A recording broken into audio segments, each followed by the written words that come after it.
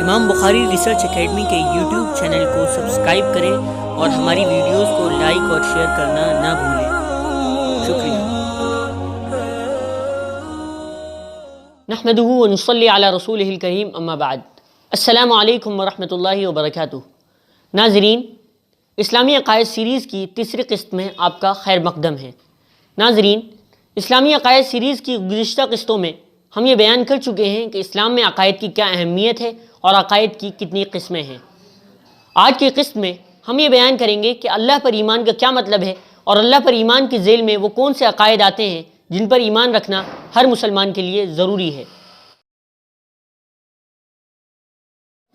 Number 1، اللہ ہی خالق ہے۔ اسی نے ہمیں، ہمارے آباء و اجداد، زمین و آسمان اور ساری کائنات اور دنیا کی ہر چیز کو پیدا کیا ہے۔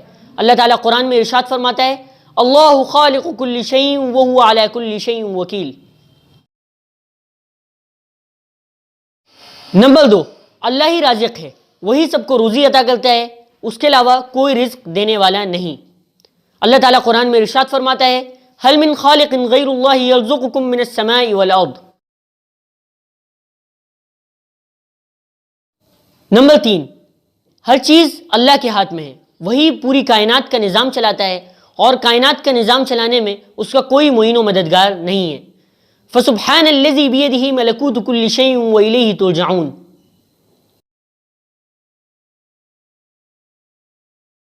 نمبر 4، وہی نفع دیتا ہے، وہی نقصان دیتا ہے، وہی بیماری دیتا ہے، وہی شفا عطا کرتا ہے، وہی مصیبت دیتا ہے اور وہی مصیبت کو دور کرتا ہے۔ وَإِن يَمْسَسْكَ اللَّهُ بِضُرٍّ فَلَا كَاشِفَ لَهُ إِلَّا هُوَ وَإِن يُرِدْكَ بِخَيْرٍ فَلَا رَادَّ لِفَضْلِهِ يُصِيبُ بِهِ مَن يَشَاءُ مِنْ عِبَادِهِ۔ نمبر 5، کائنات کی تمام چیزوں کا بیک وقت مکمل علم صرف اور صرف اللہ کے پاس ہے۔ وَعِندَهُ مَفَاتِحُ الْغَيْبِ لَا يَعْلَمُهَا إِلَّا هُوَ وَيَعْلَمُ مَا فِي الْبَرِّ وَالْبَحْرِ وَمَا تَسْقُطُ مِنْ وَرَقَةٍ إِلَّا يَعْلَمُهَا وَلَا حَبَّةٍ فِي ظُلُمَاتِ الْأَرْضِ وَلَا رَطْبٍ وَلَا يَابِسٍ إِلَّا فِي كِتَابٍ مُبِينٍ۔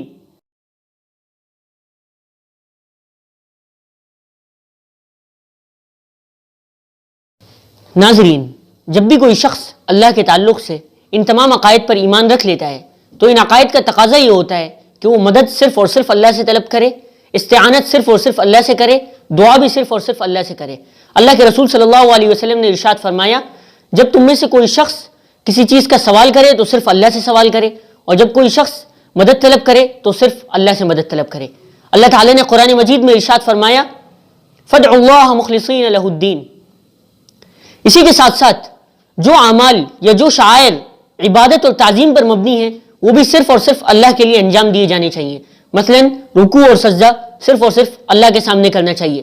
لا تسجدوا للشمس ولا للقمر واسجدوا للہ الذی خلقہن ان کنتم ایاہ تعبدون۔ اسی کے ساتھ ساتھ قربانی صرف اور صرف اللہ کے نام پر کرنی چاہیے۔ وما اہل لغیر اللہ بہ۔ اسی کے ساتھ ساتھ نذر صرف اللہ کے نام کی ماننی چاہیے اور قسم بھی صرف اللہ کے نام کی کھانی چاہیے۔ اللہ کے رسول صلی اللہ علیہ وسلم نے ارشاد فرمایا، من کان حالفا فلیحلف باللہ۔